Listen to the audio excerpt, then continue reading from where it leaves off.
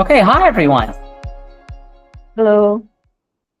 Hi, my name is Amy Fox. I use they or she pronouns, and I am the CEO of the company and also the art director.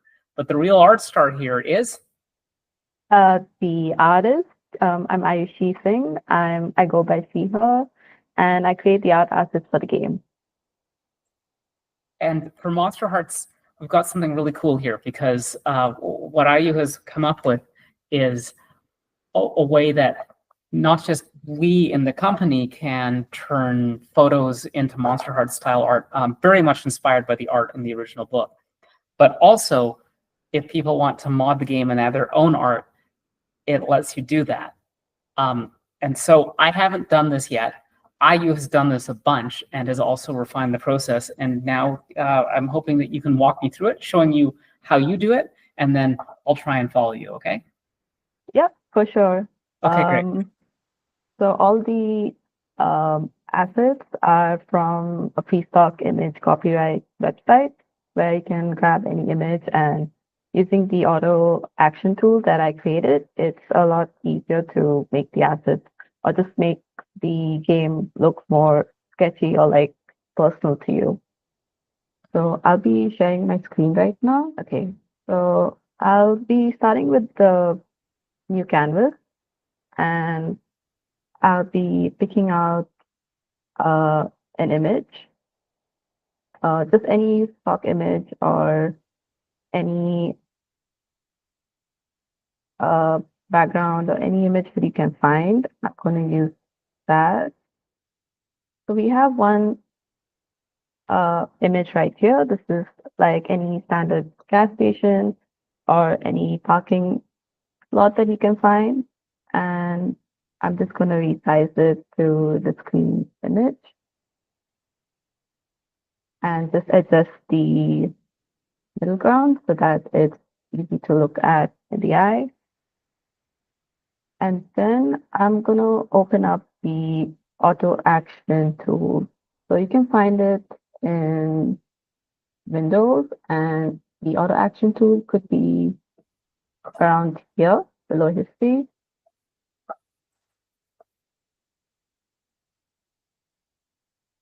And over here, this is the Monsterhearts filter action tool where all you have to do is just click a button. So we have the standard photo here, and you can just click on it and click on part one from the auto action tool, and then just click play.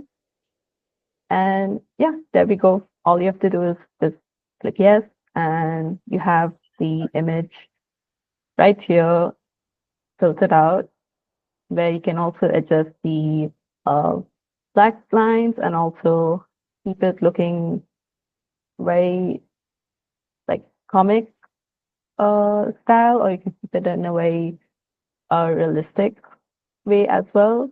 I like to keep it a little more towards the comic line work style and just leave it here. And then the And next so, step, is yes. this a tool that comes with um, Clip Studio, or is this something that you've built? So the auto action tool comes with Clip Studio, but to record all the process from start to end of creating a certain look is built by me. Okay. And one of the really cool things about this is, people are concerned about generative artificial intelligence and art as artists, and this is not a GAI process. This is like old school Mhm. computing and meets like old school art. Yes. Everything is done by just by a human, of course, and this is all the steps, all the recording process is done by me as well. There was definitely no AI involved in it. It definitely needed a human eye to make sure the quality is consistent and to make sure the style is also is cohesive all around with the Monsterhearts style. Okay. And yeah, once we're done with part one, I'm just gonna duplicate the layer, the original stock photo image, and then just bring it above the binarization layer, which is this. And then once I'm done with that, I'm going to click on this layer. And then I'm going to click on part 2 and then just press play. And there we have it. Everything's just done, finished up. And all we have to do is just, if you wish, you can adjust the saturation, like either make it more blue, or you can even change the color with the hue. But I like to keep the saturation a bit lower and just keep the hue to 0. And if you wish, you can brighten the daytime of the background a bit more so that it's visible. And yeah, you can also adjust the gradient map and the tone curve and the different posterization layers. The posterization layer is pretty handy in terms of creating different shadow tones in the background. And I like to use that if I need more detail in the background or to keep it more simplified. And usually I like to keep it around in the middle. And that's it for like the first 2 basic steps, which is pretty easy. And all I have to do is just group these layers together and your background's almost done. And the last few steps in creating this background to make it more of the Monsterhearts style is also relatively easy, especially if you use a mouse or if you use a tablet. This step is pretty easy for anyone to make it their own. So all you have to do is use any basic pen tool. So I use the Milli pen, which you can find in the marker section. And I just use a black color uh, pen tool. And all I have to do is just make sure that any space in the background where there's a lack of line work, you can just slowly or steadily like create an outline around it. And it's also completely fine if it's not super straight or like if the lines are not steady, as this is like a style which is more in tune with uh, the free flowing of sketchiness or line work. And also the pen size that I usually use is around 3.7 or 4 or 5, depending on how much detail you need for the line work. But I usually like to stick with around between 3 to 4. So all I do is just create a line work. And this might take a little while to have it completely done, but you don't have to fill every gap that needs line work with extra lines. Sometimes even without it, it has its own unique touch to it. So yeah, I'm actually completely using a mouse right now.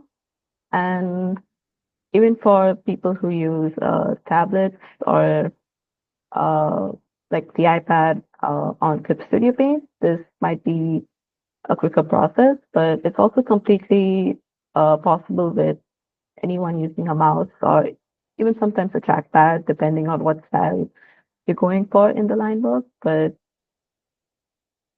yes. Also, Amy, do you use a mouse or any tablet in particular when creating artwork digitally?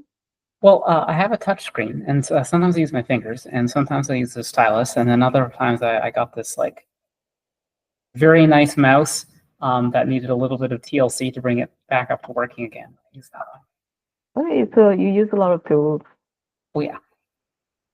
So yeah, you can even, like Amy, you can even use a finger to just create the lines as well. All you have to do is just zoom in and just outline any parts of the images in the background that you feel needs like that extra like line sketchiness to it. Yeah, and this is also a bit of what Avery did when making the original Monsterhearts. She took stock photography, and then she didn't just compress it. She also went ahead, had to go in and touch it up to make sure it looked good, Mhm. and that gave it that like nice iconic feel. So I like it.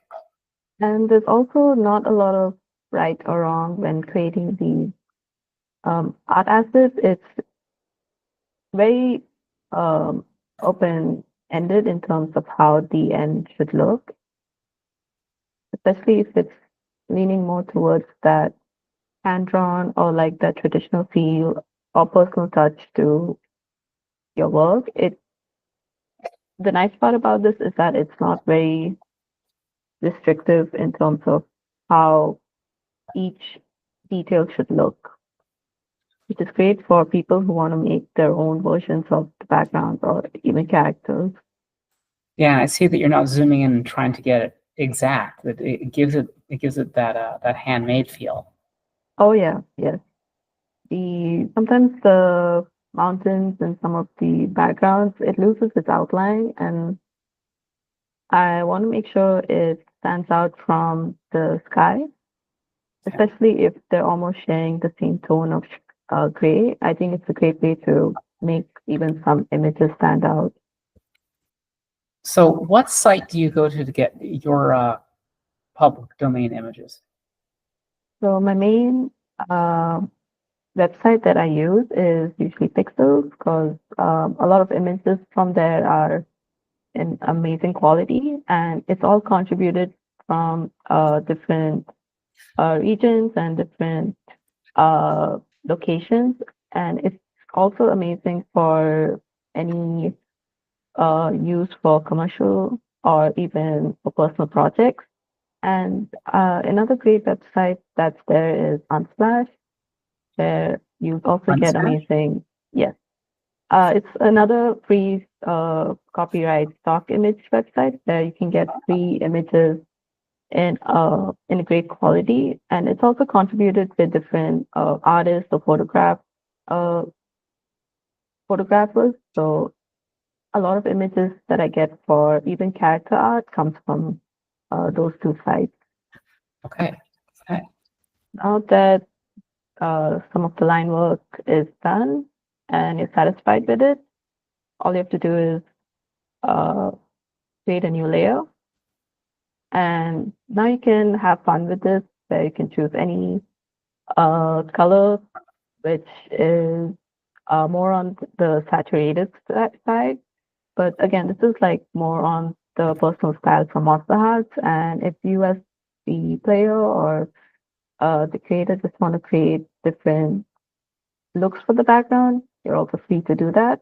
I usually love adding a higher saturation of a color and just choosing any object that's out there with the same pen tool and size and just highlighting across that. Cool. So there's like a lot of latitude in how you get there. But you're using the Millipen, I see, Yes. and I you're not using the Shift key. Oh, sorry. Go ahead. Oh no, I was saying that yes, the mini pen is a very basic pen tool. There's no pen pressure, there's no requirements to use a tablet. So it's a pretty versatile tool of just uh, using it as a line work and also just adjusting anything else in the background. Okay. But yeah, I find the mini pen tool to be very useful, but there's definitely other uh, pen tools that create different effects in the background, which could be if you want to create a more foggy uh, atmosphere in the background. I usually use sometimes the airbrush tool, should be here, Okay. and that creates a really nice extra bit to the background, but uh, that would be for another time of what other effects we could use for the background. But just for the base, I like to stick with the mini pen for now and just create different strokes of lines across the different objects that we see in the background. And so what I really like about this from like a team trying to make art is that especially when it comes down to like item like we've got like a lot of little cards that are representing things like strings and things your character can pick up and things that you've done as well as conditions. And this allows a small team to make a lot of art and also keep it in the like Monsterhearts style. Mhm. And because we can have all of this art, it means that we have a lot more flexibility in the stories that we're telling. And if people want to mod it, people have more flexibility in the stories that they're telling too. Which is great because I don't see it in a lot of games, and usually a lot of games create uh, a little bit more of an extra hurdle to come across to make more art assets. So when working in Monsterhearts, I think it's great to have that easy access to make your own story or to make your own art, because a lot of people have different backgrounds and different stories that they want to explore or tell. Mhm. But yeah, once you're done with adding any extra line work or any extra bits that you want to add to the background, you can then just look at how everything is, see if everything's well done to your preference, and if that's all good for you, then you can always click on a new layer. And what I like to do is again, this is more of a preference, but I like to keep the background tint to be just slightly blue, because I notice in a lot of paper around or in multimedia artwork, sometimes the paper has more of the cooler tone. Mhm. So I usually create a new layer and I go for a light or more like a muted blue and fill the background with this color. And then I go to the different blend modes and I Yes. choose the multiply. And then I lower the opacity a bit to maybe 10 to 15, but I'm just going to keep it to 12. And yeah, just a slight tint of a muted blue, which I think really works well for the background. And once I'm done with that, I create another new layer. And these are just the last few steps for the background process. But what I like to do is I have this um, interesting hatchwork texture over here, which can be used from the Clip Studio Asset Store. And that is also a store where a lot of artists like to share their assets for free or sometimes even paid. But they're also commercial free, where a lot of artists use it for their personal or paid projects. And what I really like about it is that there's a huge variety of different art tools that you can use. So what I like to use for this background is a hatchwork texture. And all I have to do is bring it to the Oh, corner a little bit. what's the kind of texture again? It's a hatchwork uh, Oh, her. pen. Oh, yeah. Yes. It's something I used to do a lot as a kid. And I thought it would bring a really nice personal touch of, again, that hand drawnness or like the hand drawn or like the sketchy feel that you have when you like kind of sketching through your notebook in school or like in any like drawing book. And I thought this would add like a really nice touch to the backgrounds as well. But I also feel like a lot of artists or a lot of kids back then, they love to create different uh, patchworks or like just different hatchworks or designs in their school books. So I thought this was like a nice touch to it.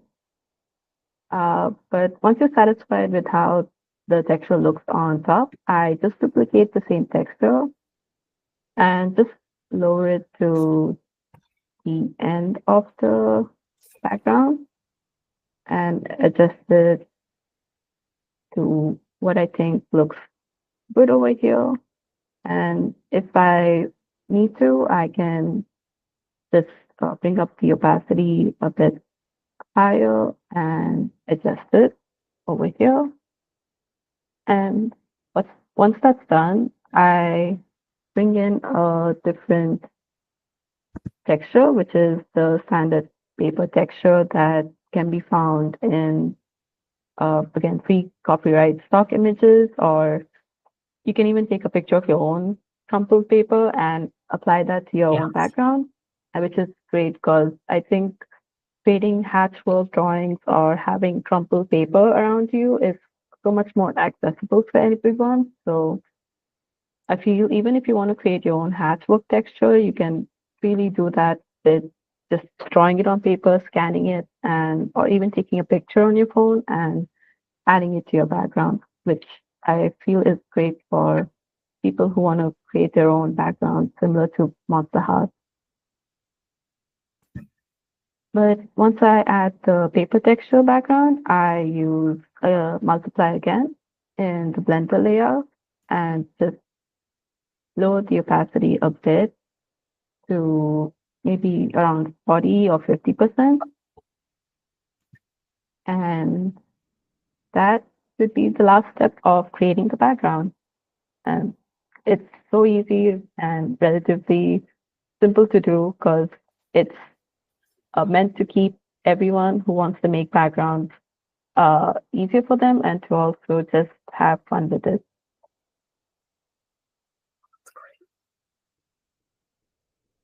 But Okay, yes, cool. yeah. Yeah, so that gives us a bank, got a gas station. Okay. Okay, now as the art director, I'm gonna like quickly show everybody why I'm not the person to crank out the art at this level of quality at this speed.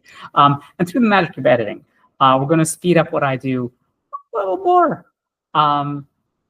So I've got a picture here. Okay, I'm going to create a new from clipboard because I already copied this, and we got this person Oh, I looking like very it. cool in the way that only in the 1990s and perhaps now. So should I change the paper layer at all? The paper layer? Yeah. Oh, yeah, yeah. You're free to do whatever. Oh, I mean, is there anything you recommend doing? Like, For the layer under. uh, I guess so. I'm a little bit. I usually keep it to just a white background, but a lot Okay. of people like to use just to make the layer below transparent as well. Uh, Okay. I think you can do that by clicking on the eye icon on the left side. Yeah, Good. and that keeps everything invisible under it. Okay. Now I'm going to go to town, cutting out everything that's not our model here. Again, this is from that Pexel site you were showing me. Yeah, we have amazing models from the website as well. So many different kinds of models and just different uh, like uh, history references. You sometimes see a lot of historical dresses too. So if you want to keep the game uh, into a more uh, historical setting, you'll Mhm. find a lot of models from that website as well. And I remember I actually got to live with Avery when she was working on Monsterhearts. And one of the things that she really found about stock photography at the time is there was a real homogeneity in terms of what kind of models were available. Mhm. Um, in terms of like trying to find people who weren't skinny and white and able-bodied and was a bit of a challenge. And one of the things that I'm very passionate about this with is that you can kind of well, I mean, you can even put yourself into a game. We can all do that now. Yeah, now with the current technology, it's all possible. Now, it's just what we have in front of us, and your cell phone if you want a cell phone style picture. So yeah, we're working with images that feel like period to the 90s, appropriate to the genre, and also appropriate to the setting. So we've got the interior BC in the 90s. So I think I might cut out the background amongst around this person. Boom. There we go. Nice, nice. Oh, thanks for your patience. And using the shift key, I can also kind of speed up the erasing process a smidge. So how long have you been doing digital art? I've been doing it for over 10 years right now, and it all started with me using a mouse and using MS Paint and just going crazy with it. And I found a liking to it because it's like the first most important thing is the undo feature. And I think that I remember, yeah, I remember that shocked me a lot as a kid. Like, oh my God, you can actually fix your mistake with just an undo. And that's where it all started. I remember an ad that's like the most effective advertising that I've ever seen was like did you know with a digital camera you can like take a whole bunch of pictures and then delete the ones you don't want? I was Oh, like, I have to get me one of those. That's how old I am. I mean, I feel maybe even with the current technology, something shocked me as well, honestly. So I think there's one where you can now erase uh like people in the background behind with just one click, and I'm just Oh yeah, like it's shocked with wild. that. It's crazy. And so we know each other through the Center for Digital Media. And so we know each other through the Center for Digital Media. And so we know each other through the Center for Digital Media. And so we know each other through the Center for Digital Media. Tell us about yourself as an artist. Yes, so I'm usually very interested in animation, but also just in comics and creating uh everything from scratch. I think there's like something special about creating something that you have the idea in your mind and putting that in a physical form. So everything that I had, like the ideas in my mind, it came from just interacting with different experiences I had with my friends or just in general with my family. And I just wanted to express that through stories. So a lot of ideas from that came from that. And I was able to express that using like my drawing skills. But again, my drawing skills were not that great back then, but it was just a great time to express anything that I had in mind visually. And from there, I pretty much set my mind to doing more story art or animation. And I uh, was a student in an animation program.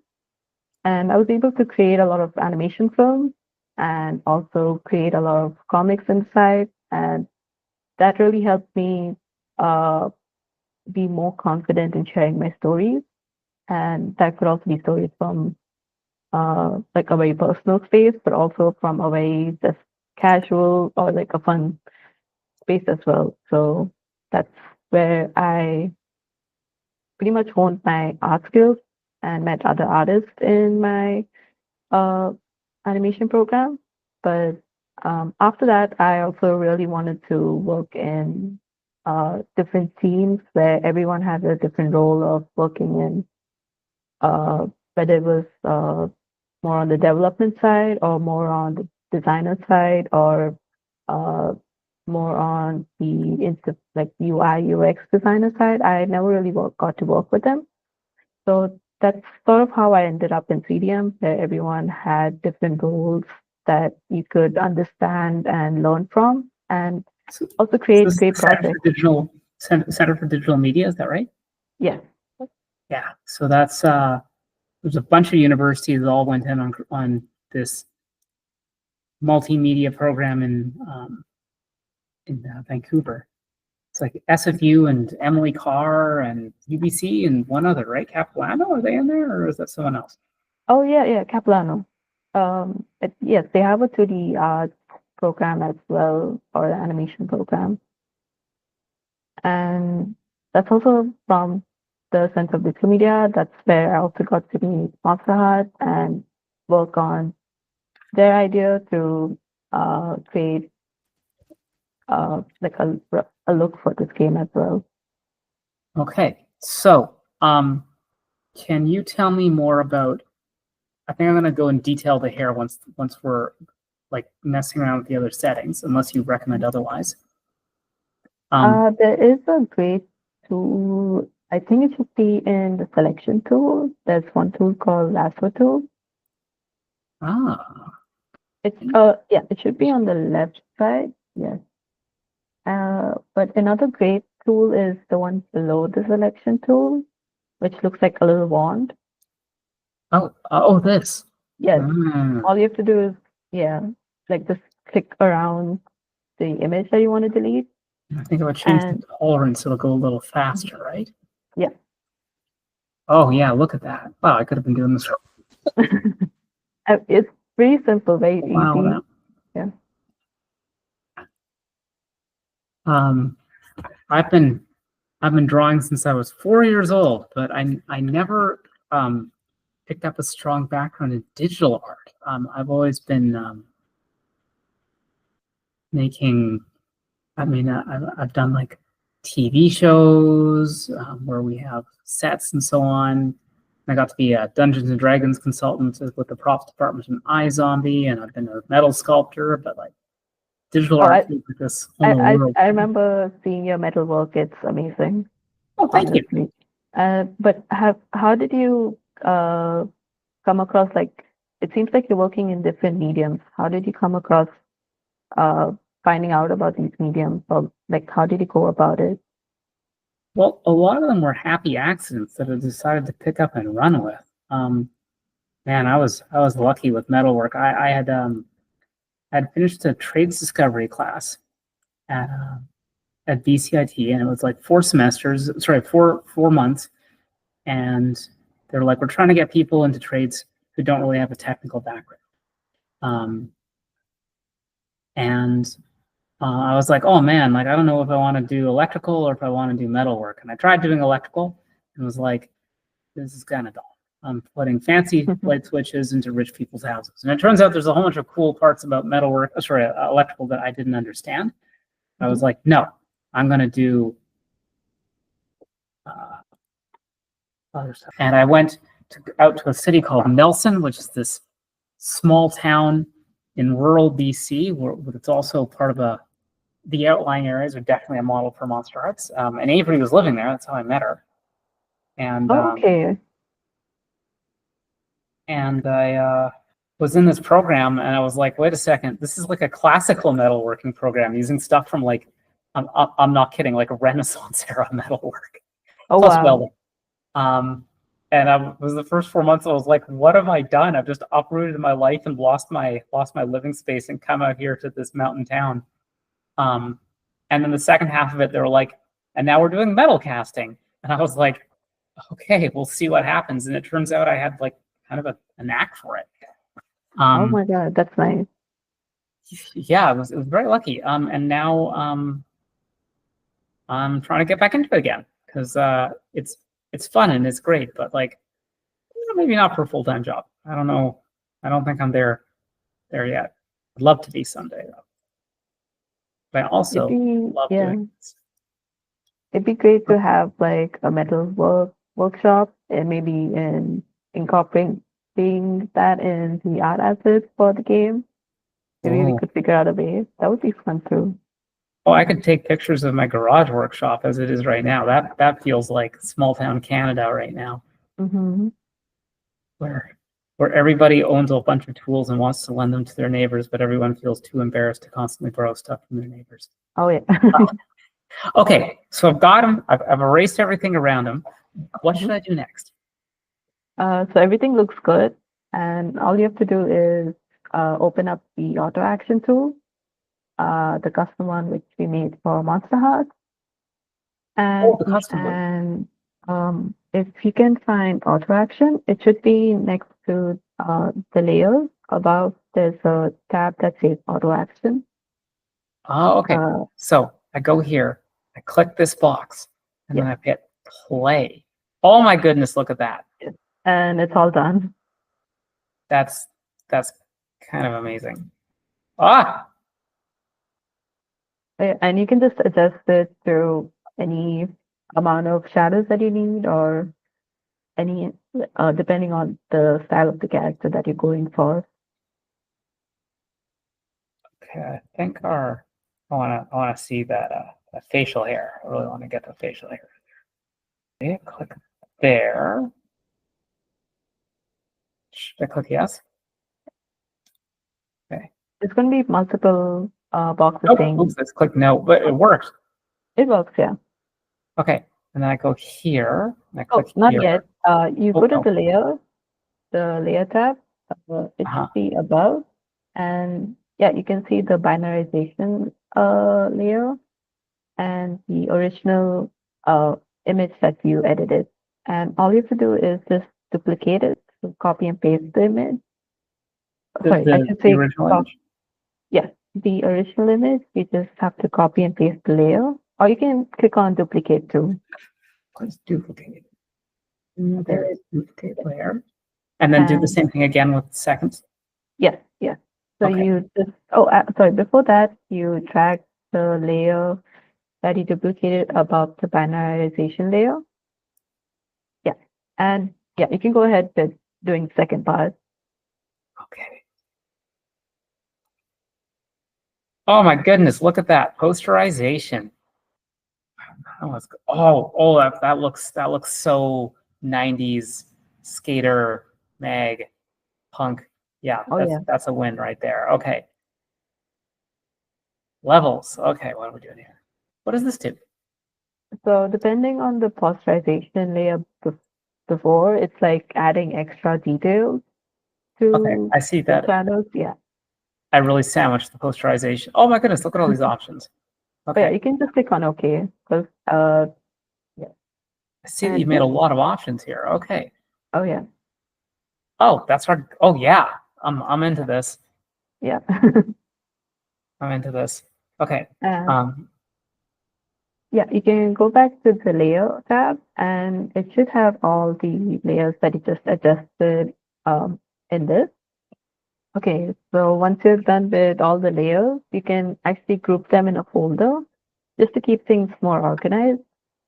So what I do is I select all the layers and I click on the folder above. It should be on the right, a little bit on the right. Yeah, that one. And click on that. It's not grouped yet, so you'll have to select all the layers again and just drag it to the folder. oh no, I did it wrong, I think. Oh, or did I? No, I did it wrong. Okay, let's try that again. Yeah, that's all. And once you're done with grouping all the images together, you can now create a new layer. But if you want to rename the folder, you can double click on the folder layer, and I think you can rename it. Yeah. And yeah, after that, you can create a new layer on top. I usually go with raster layer. Okay. And the only thing that's allowed to. Oh, yeah. Okay. Yeah, good. That's a nice Very short. fitting. But yeah, once Okay. you're done with that, you can use the mini tool. That should be in the pen icon, or it should be there. And yeah, there's the standard mini tool.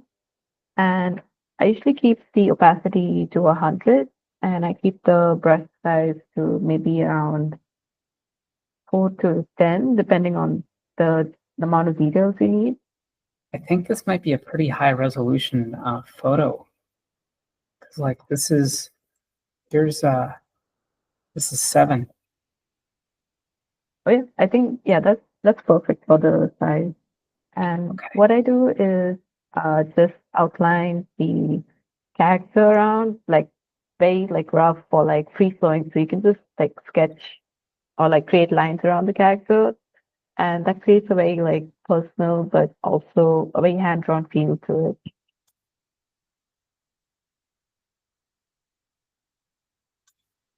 Ah, okay.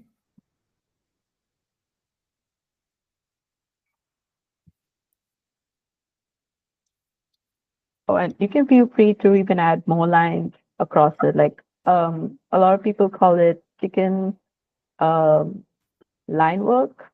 So it's sort of something maybe some artists have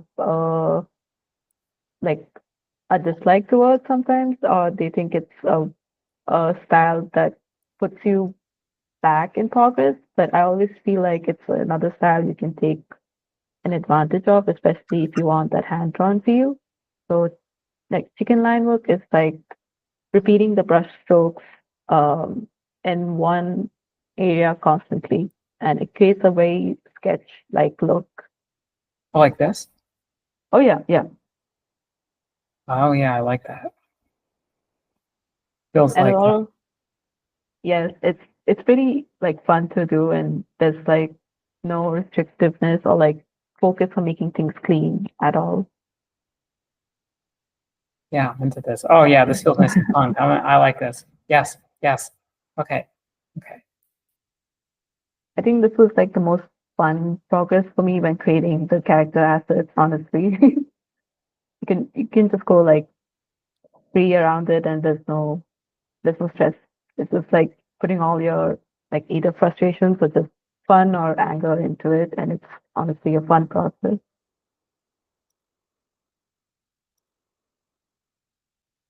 Oh, you have pretty steady hands, so the line work is actually really nice. Oh, thank you. Yeah, I have a very stable mouse next to me, and it is helping me out. Do you know about the work of H.R. Giger? No, I haven't heard about the artist. So he's the guy who's most famous for doing like the alien, the xenomorph from the movie Oh, Alien. yeah, I think you showed me actually. I remember in one of our meetings you showed an Oh, art. really? Yes. Okay, I'm a big nerd about Giger, like next level nerd. Like I'm not like I can I can tell you like well, he studied as an architect, but he did amazing stuff with oil painting. And what he used to do to steady, oh right, he got into airbrushing. He got into airbrushing before it was cool. He was like, I could use this to make art, rather than detail cars or whatever. And he would put his, he actually took out a chunk of the ceiling of his house, and he put Oh, up the canvas on pulleys.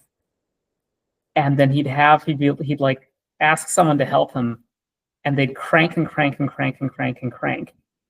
And then wow. he'd hold the airbrush completely still, and he'd be like adjusting the flow slightly while the painting moved past on like ropes and cables and Oh, on a wow. track.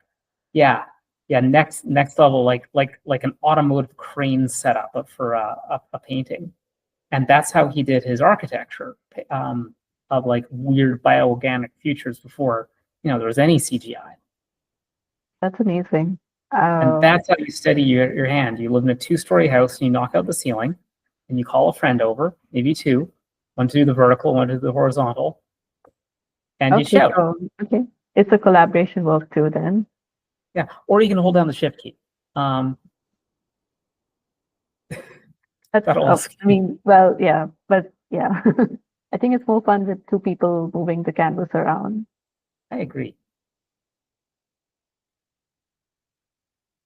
Oh yeah, but I feel a lot of multimedia artists, they definitely like they have a lot of story to tell in terms of their progress. Because I know like sometimes it can be streamlined with art painting or like digital art where it's just like one progress that goes towards it. But I think multimedia artists they kind of go like go ham or crazy with taking different materials and just creating like amazing artworks with it.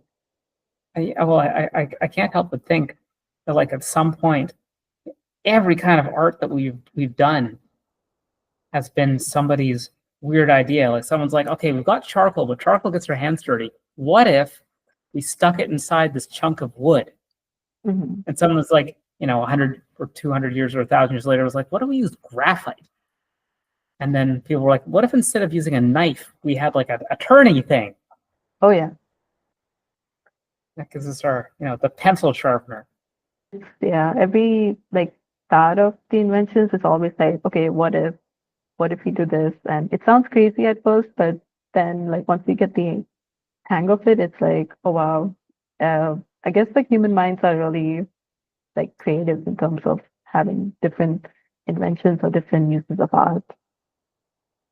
Yeah, there've been like, some civilizations had agriculture, some didn't, some had written language, some didn't. Oh yeah. Some had boats, some didn't, but every human civilization ever, and even like non-human animals have art. Hmm. What would you typically do next? Like, would you kind of go in and like add some like bright colors, or what would you do? So yeah, it's the same as when I create backgrounds, it's creating a new layer on top. Ah, And right. Okay. yeah.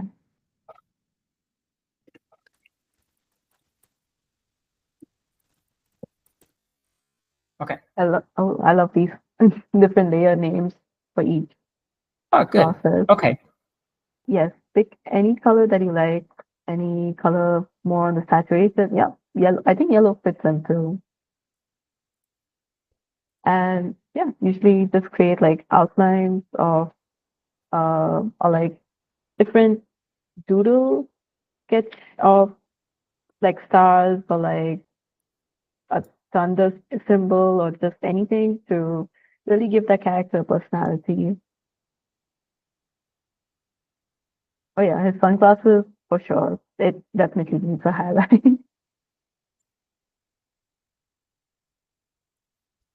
Yeah, I I can also tell. I can tell you're really focused on the sunglasses.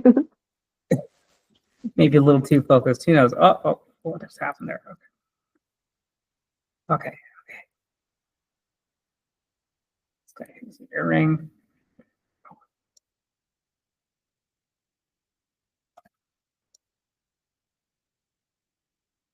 Okay, I so feel you were like talking about like, his chains. Maybe this is my suggestion, but even the chains, I feel like is so him. But yeah, okay. yeah, Well, I'm wondering also about using some of the tools that this program comes with. it has a lot of tools. I think there's even different blend modes. So if you want to add that, like in charcoal, like you can like blend the pen strokes or the brush stroke to a more blurred look. You can add that as well. And they have like different textures for the smudge tool as well. I think the one that I like to use for this is the Uh-huh. texture blender.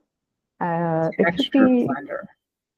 it should be below the blur, and I think it's called Painterly Blender. It's in the blender section on, yeah, over there. What does this thing do? So what should I do with this? Oh, if you wish, you can always like add more of that blended texture in the lines. So if you want to add like a really cool like brush strokes with like that textured smudge to it, like when you kind of smudge it with your thumb or finger, it kind of gives that look to it. Oh yeah. But yeah, it creates a really cool like texture without having to put any other texture image on top. You can just use the smudge tool as well. Good. And also I got a little too ambitious with the yellow, I think, but Oh this yeah. makes it into something that looks less like a terrible mistake. See what this. Oh yeah, here we go. Oh wow, does that ever give it a great feel? Like it looks more like hand drawn or like just it looks like someone kind of drew on top and they accidentally smudged the line work that they just made. It's amazing. Kind of go through, yeah, I can kind of go through, clean it up just a little. Oh yeah, look at that. Okay, Yes. well, I And think. Oh, go ahead. oh no, I was asking, are you satisfied with the line I'm work? Is there I'm anything very else? satisfied. Okay. I think So I think this is a great, good demo to show people how it works, and I think cool guy needs to show up at least once oh yeah, to that's like talk smack mandatory. about your skateboard game.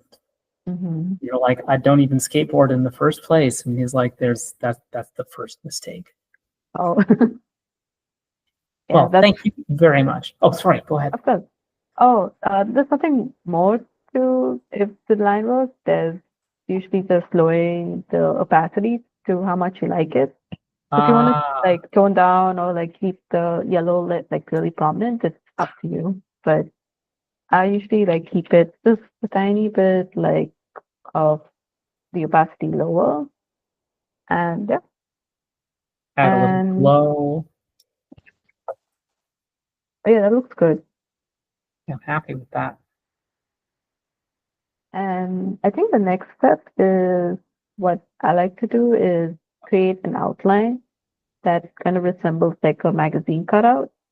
So what I do is kind of create a layer below the character, below the folder actually. Okay. And if you open the folder, I I just dropped think, in my. yeah. Oh, yeah, you can see that. So what you need to do next is go to the select tool on the left side in Clip Studio Paint. It should be that pen, yeah. And I use the polyline tool and I just create like an outline around the character and try to make it look like it's like a magazine cutout, sort of like you're using your scissors and you're just going at it with no thoughts of keeping things clean. Yeah, just like that. And then you can just fill the selection with white. So I use the paint bucket tool and it should be, yeah, that one. And I just use white and it should fill up. Yeah. I hit the G key once, it got me gradient, hit G key again, it got me fill. Oh, I usually don't use the shortcut keys for the, yeah. I didn't know it did that though. But yeah, I'm glad to contribute something. yeah, That's I right. might use that next time. I might use it because I have a hard time searching for the blend tool and the liquify or even like the bucket tool and the medium. I will use that for sure. Okay, so now what? Oh, now you just once you're done, you can click outside to cancel out the selection. So It